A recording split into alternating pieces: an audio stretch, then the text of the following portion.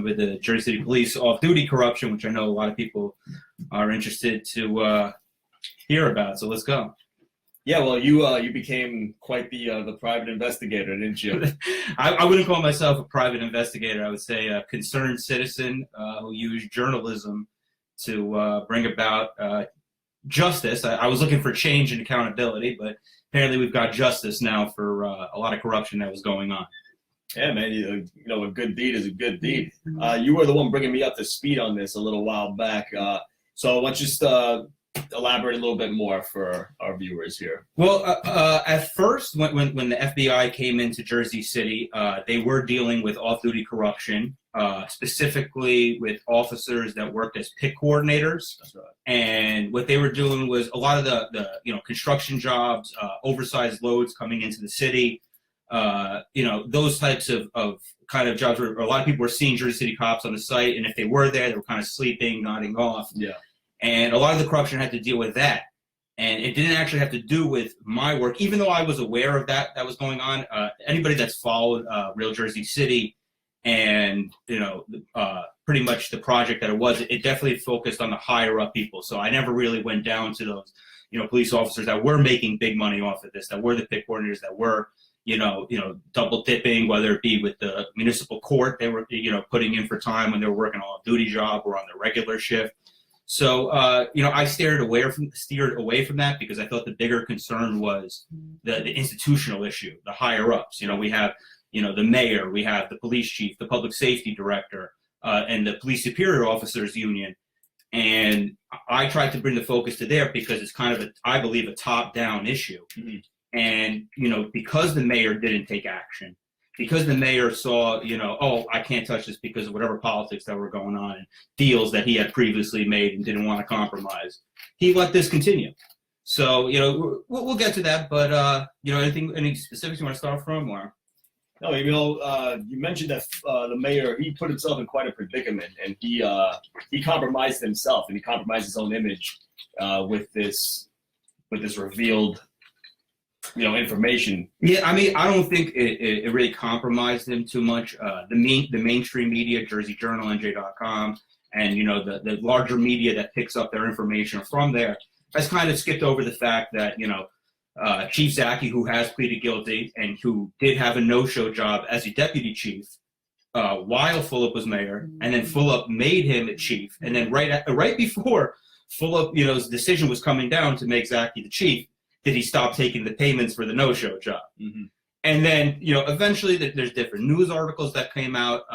First was the Hudson Reporter, where when they did a story on the police department moving their headquarters to Marion Gardens, Phil Zaki was interviewed on the record, and he said, I haven't been in this building for 25 years, which is interesting. And that's how this whole mess kind of started, because I got a tip from there that said, why don't you go, check out some, what was going on with the housing authority with these off-duty jobs. Yeah.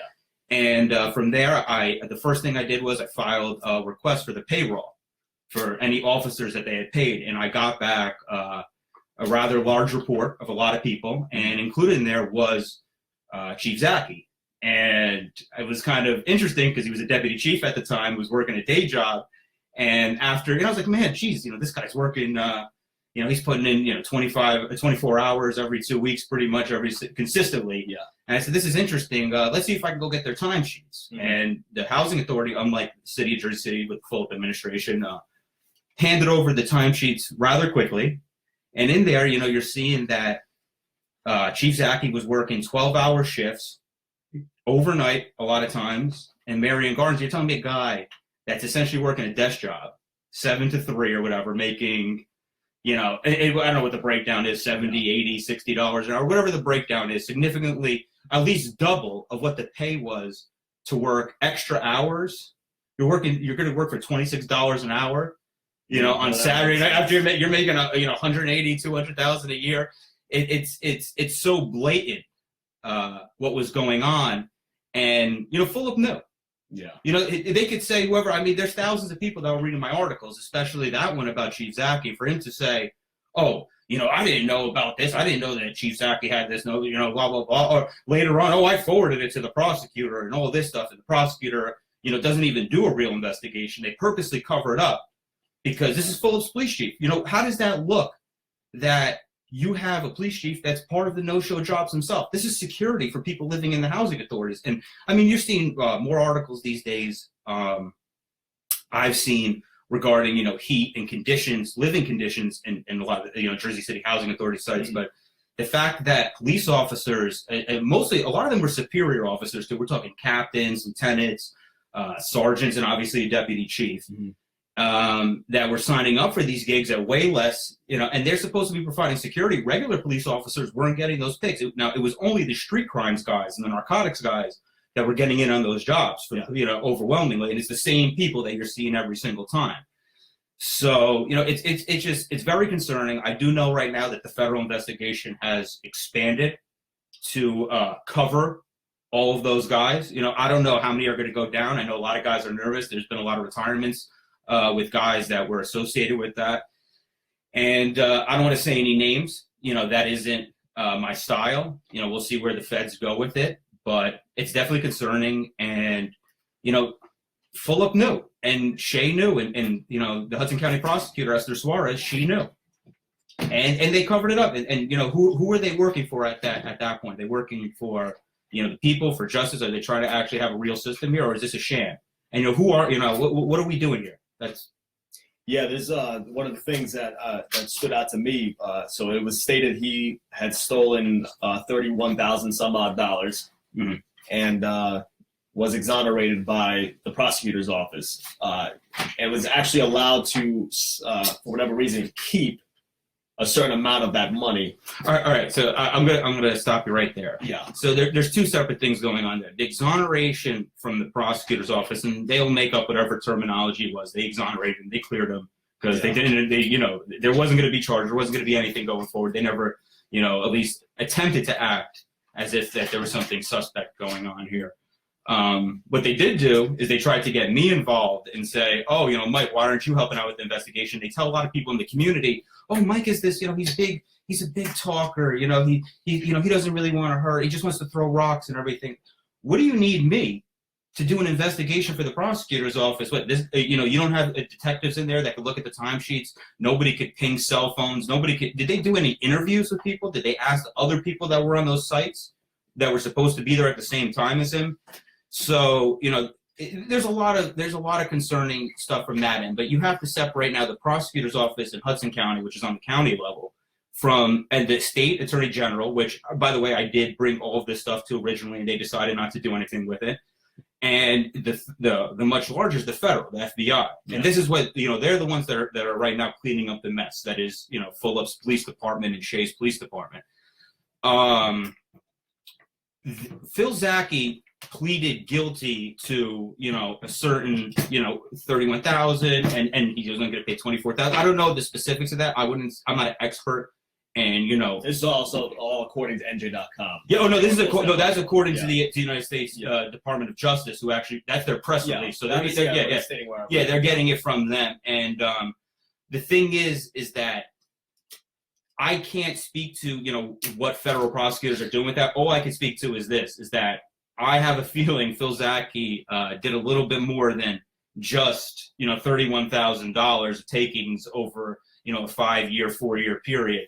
So what's probably happening is now he's turned state's evidence, and a lot of guys are as they say, he's snitching, and he's talking. I don't know who he's giving up, what he's giving up, but he's snitching. And one thing is interesting is that he was at the top. So who's he really snitching on? Is he snitching on people that were of a lower rank than him, or is he snitching on people, like a Mayor Fulop, like a public safety director Shea? Yeah. Did they, you have to wonder, did the FBI ever, ask, Chief Zaki, what happened with that investigation with the prosecutor's office? What I mean? What did they ask you for? What were they seeking? How did they treat this? I mean? Because I understand that prosecutorial discretion is rather wide, but I mean, at a certain point, this is it's misconduct. You're covering up for people that are committing crimes, and that's not justice. And people, how could they have faith in the system? Yeah. the way I view it, just another notch on the Hudson County's belt of corruption. I mean, shining. It's listen. I guess they're always trying to one up the next. They come in. Oh, everybody before me was the most corrupt ever, and then they get in. Everything I'm doing, even though it's more corrupt than the last guy, it's really clean. And don't worry. Don't you see? The Jersey Journal's not reporting anything about this. They're talking about these recruiting classes we're having. We're so great, and that's another thing that's been corrupted too. Hudson County is all about covering up the dirty details and the dirty things that go on within its towns. I mean, even North Bergen, that's synonymous with cover-ups, and just it doesn't seem like it's gonna change anytime soon. It's just always out there to just benefit themselves, all the higher ups, and they always feel bad only when they get caught. Well, listen, no comment about North Bergen because I guess they've beaten a couple cases up there, so they're still they've been around for a while.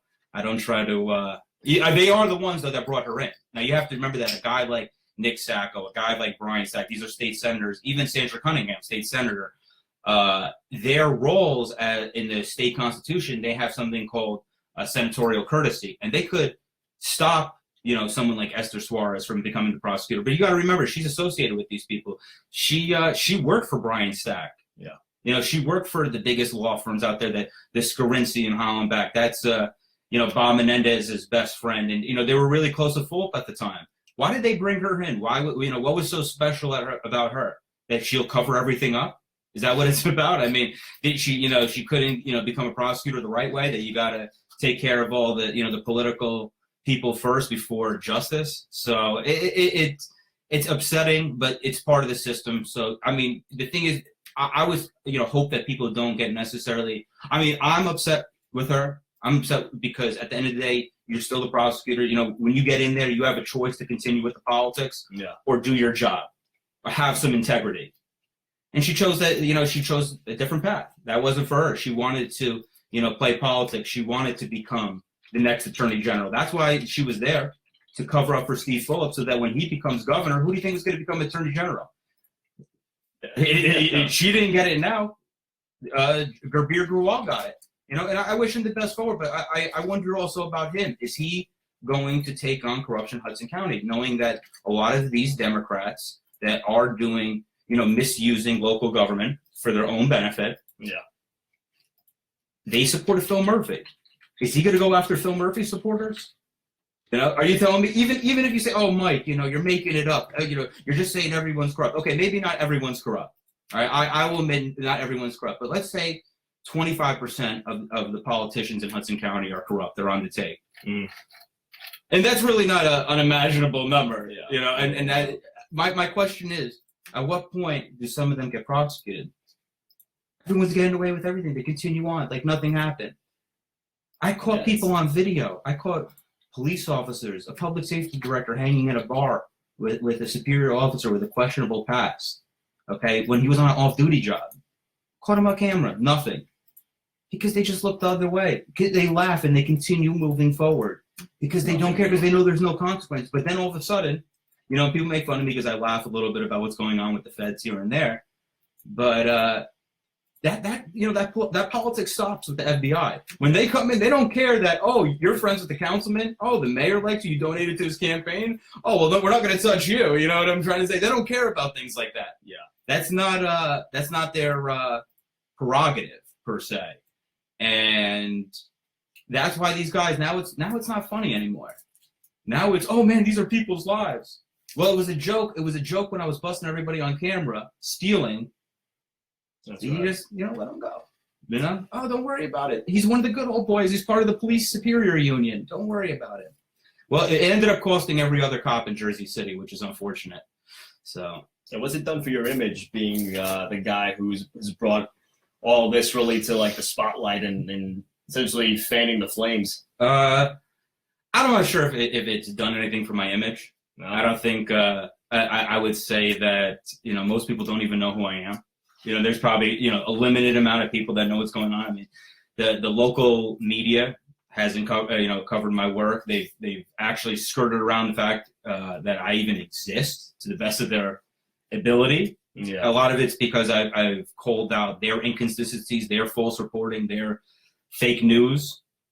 That, you know, to give me recognition means that, okay, people are going to go see your website. Yeah. We had the infamous video with the late NAACP president, Bill Breaker, his drunk incident. They ended up having to report on it because it became such a big story within the community in Jersey City. Mm-hmm. But they never linked to me. They never said, you know, anything. They never, oh, there's the video here, there's where it is. You know, they never did any of that. People posted the video in the comment section, they delete it away. Because they don't want people to know that I exist and that there's more information outside of the bubble. You know, and listen, they're taxpayer funded. Why do you think that they complained when Chris Christie had his big public notice thing that we're going to get rid of the public notices in the newspapers and whatnot? The reason they complained is because them losing that revenue, that's it. They're dependent on these local governments for advertisements and whatnot. Go look at the Hudson Reporter. Go look at all the advertisements in there. You know, see how they eat, the Hudson Reporter. I don't even know if they're even eating that well. So, yeah, no, we were supposed to all actually walk the streets of Jersey City today to actually really bring this topic to, face to face with the people of Jersey City and get their opinions on it. And we didn't get to do that today. I didn't want to hold up people in the cold weather, having them, you know, stop and talk to me. But just know that we will be going out there very soon regarding this subject, and we're gonna keep this thing in the spotlight as much as possible. So look forward to that. Yeah, definitely. I mean, I that was the goal for today. You know, get a couple things done and then get out and, you know, walk the beat.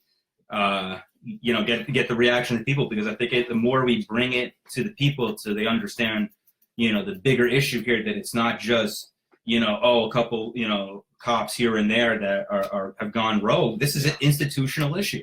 Yeah. This is the mayor. This is the prosecutor. This is the police chief. Literally, the police chief pleading guilty. This is the public safety director. This is, you know, the police superior officer's president. You know, the executive director, whatever position Jimmy Carroll has. You know, these are people, and Jimmy Carroll. That's another person that, you know, everybody, we love him in the community, this is the third, and the same people that are, oh, Jimmy's so great, he's a community cop, they're the same people. You know, what about the relationship between the community and the law enforcement, you know? But you're sticking up with a guy that is actually covering up all these incidents. If it wasn't for all the corruption he was associated with, this off-duty program wouldn't be lost. And these younger cops that are going to be taking the financial hit for it, they're taking a financial hit for the dirty politics of JCPSOA President Bobby Kearns, First Vice President Vinnie Corso, and Jimmy Carroll. And I don't know what his position, if he's an executive director or whatever his little position is there, but that's just what the facts are. Yeah. You know, and honestly, the Disbrow brothers too, they might be the two biggest losers in police union history. Really, when you think about it. Look how much the Jersey City cops have lost. They got screwed on the contract, okay? Fulp screwed him on the contract. Then they screwed him on the off-duty. Now they're getting rid of the program. Okay, because of all the corruption these guys are a part of, because the federal government doesn't think Steve Fulop could operate this program with integrity, that James Shea can operate this program with integrity, that now these guys are done. Honestly, listen, I talk a lot, I have a lot of things to say about police accountability, but there's something also to say about a guy, you know, putting his life on the line for a community. And he's getting, what, $430 a week, essentially, after taxes. And, you know, listen, they get a nice benefit package. And in the long run, they can make some money, you know. But what is that? You're living in your parents' basement as a police officer. It's one thing you can live in your parents' basement as a, you know, wannabe investigative reporter for RealJerseyCity.com, and everybody could laugh it up. But I'm not out there with a gun and a vest to protect the community. You know, these people are, and listen, it is, listen, there's an ironic part that at the time that cops are getting screwed is as the time that the perceived color of the force is changing, you know, Arab, Black, Latino, Asian, all types of, you know, cops of all types of backgrounds. Jersey is the most diverse place. I missed 155 cultures and communities by not mentioning, you know, everybody hopefully will get some representation, you know, with good officers. I don't want to, you know, I hope we're not just putting people on the police force. Oh, well, you know, he meets a quota, or, he could help someone from the, is he actually prepared? Is she actually prepared to become a police officer? These are a lot of, other questions that, listen, diversity is nice, but let's just make sure that we're getting the most qualified people, the most educated people that are out there, willing to work with the community. Maybe there needs to be a program where you have to work, as some kind of special community officer for 2 years before you get hired as a police officer, so people actually see you in the community, so people can vouch for you to say, hey, listen, I know who this person is. I'd love to see them become a cop, because they do talk with me. They see me on the corner. They talk to the bodega owner. They talk to the woman who owns the salon, and the issues that they're having, whatever, on the block. So I think that would be important, because I think that, there is that issue that not everybody is communicating. And a lot of people have signed up, for these off-duty jobs too. So, did they sign up for the right reason also? And now they have debt that you couldn't even imagine, mortgages that are beyond their payment, car payments. They're driving around BMWs and whatnot. So I personally always believe that people applied and to become police officers, not for the sake of doing good in the community, but for, financial stability, securing their future. But you're giving people that are that have no true passion for being a police officer a pretty incredible amount of power that ends up being manipulated by their own problems in their life, by their own views on races and whatever the case may be. It's just a lot of these people are drunk with power, and they just do as they please, and 9 times out of 10, roughly speaking, they get away with it. I think that that's just maybe I could definitely see it. I've heard that opinion too, and I to a certain extent I agree with it. I would say that the biggest thing there is kind of a mental health screening. Making sure that we have real mental health evaluations of new officers, recurring evaluations of officers, because they're dealing in a very high stress environment, and that's not to take anything this, that, you're attacking their personal, but that's not it. We just want to make sure that everybody's okay. Yeah, because and even more disturbing and sad is that there is a very high rate of suicide in the law enforcement profession, and that's because the stress is unbelievable. And then you add in where we're at in society with the viral videos. Guys are scared you're going to be on a viral video any day. The scrutiny is at an all-time level, even from a guy like myself. Now, I tried to keep that scrutiny to a very professional manner, to the best of my ability, but there's people out here with some real they're going over the top, way over the top, which is definitely adding towards the anxiety of the job, I feel like. I mean, when you were just mentioning them being afraid of a video, I guess filming them going viral, I mean, I still can't believe, after all the nonsense that's been going on with violent cop acts and whatnot, I don't imagine it's very difficult to keep yourself in line and know when to use excessive force and whatnot. I mean, it's just still happening to this day. There's videos popping up left and right of people going off on helpless civilians for no apparent reason. And you get caught beating someone down, and something you did it to yourself, and it just continues painting that terrible image people have of law enforcement. Yeah, I definitely agree that we just had an incident like that in Jersey City it's causing a lot of issues. A police officer ran over a young man with his car, literally ran him over.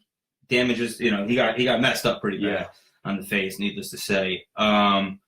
People, that video, when we saw the incident with the young man from West New York, Miguel Felice, when he was on fire on 1 and 9, and they were kicking him and whatnot, there was outrage because we saw it, and the mayor immediately spoke out, and he said, this is unacceptable. And then you had another incident where a police officer ran over a kid in the park, and that video never initially made it out to the media, okay, because there wasn't bystanders filming and sending it out. Yeah. So, they said, all right, don't worry, let's not say anything. We're not going to speak out about this. They were speaking out about everything that happened to other guys. And then all of a sudden, that video somehow leaked to Univision, okay? And from there, that is where the action started. All of a sudden, this is unacceptable. We're going to take a look into the prosecutor. We're going to investigate this. And then all of a sudden, a week after Phil Zaki pleaded guilty, this guy was charged with assault by auto, something to that effect. And, it's ironic because he never got indicted. He didn't go to a grand jury. Everybody else, that with the prosecutor's office, has gone to a grand jury, got indicted. This guy just got charged out of nowhere. So I just wonder how the politics of the whole situation. Why is it that once the news cameras come, we have to do something? But until then, it was okay that he ran this kid over until the news cameras came. Yeah. Yeah. That's what my problem is. So that is where the consistency, the issue at the institutional level that I'm a little upset about. And I also, another thing I'd love to know when the prosecutor's office with the 4 officers that were indicted regarding the Miguel Feliz, I want to know, when did they bring that to a grand jury? When did they really start to kick it up? Was it after they were notified that Chief Zaki was taken in by the feds? After they realized that they covered up for the police chief, so now we're going to have to go after these regular police officers? And listen, that video was disturbing, especially the kick to the face. Yeah. But I don't want to also Monday morning quarterback to a level like, I know what I would have done in that situation. A lot of people say that, listen, some of them maybe when they were stomping on him, they were trying to get the fire out. Who knows? The first kick to the face is egregious. That was unnecessary. Obviously, there'd be a better way to extinguish the young man. But, a lot of people jumping in, oh, where did the car shoot from? And, who did this and what? And I just wanted to, say that that's a very, tricky thing. We just want to make sure and get all the facts right. And I just want to know if this is political or not. Because what I was under the belief was that there was promises made that these guys weren't going to get indicted after Fulop made his big deal. And ironically, Fulop made his big spiel about these cops the morning after, or like right after the police superior officers voted down their contract, okay, that they had with the city. They voted down the proposal, all right? He goes, has his little press conference, and then later on, there's a fundraiser with this girl, Chickpea, all right? And the police superior guys that I was talking about before, Bobby Kearns, Jimmy Carroll, they're at this event. You know what I'm trying to say? Or Jimmy Carroll was, at least. He's at a party for the mayor when the mayor's demanding your cops get indicted. And they're just playing it off like, oh, this is just politics. Yeah. Listen, there comes a, you got to, that's what's funny about it, because they try to paint me, oh, Mike, he's anti-cop, he's anti-police. But I don't really, I don't think that's really fair, because I wasn't hanging out with the mayor after he trashed these cops when he threw them underneath the bus. Whatever people's opinions are of that. Yeah. That's the funny part. So it's like, who's really, Mayor Fulop, he got rid of this off-duty jobs program now. Now it should be, let's wait until we find out all the facts about that. I don't know if there was a federal issue there where they brought in, the feds, might have came in and said something to shut the program down. We'll see as more information comes out. But you see the police union with their little weak comments. Oh, we're not gonna talk about it on Twitter. Yeah, we're not gonna talk about it on Twitter. I don't want to tweet with the mayor. I'm Carmine Gispero. I don't tweet. Let's meet face to face. Well, you already met face to face. You guys had a contract negotiation. What happened with that? You lost. He spanked them.